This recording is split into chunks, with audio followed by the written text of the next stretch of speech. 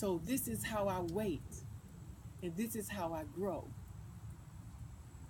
I become aware of the surroundings and recognize that it may not be holding me back. It may not be a challenge.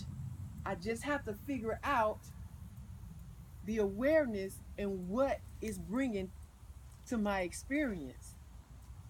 This experience of silence and learning how to be still, and how I was inspired this morning in knowing just being able to hear the leaves fall from the trees.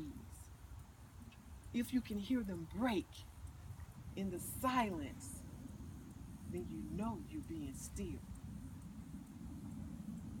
And as I become still, it gives me the opportunity to grow.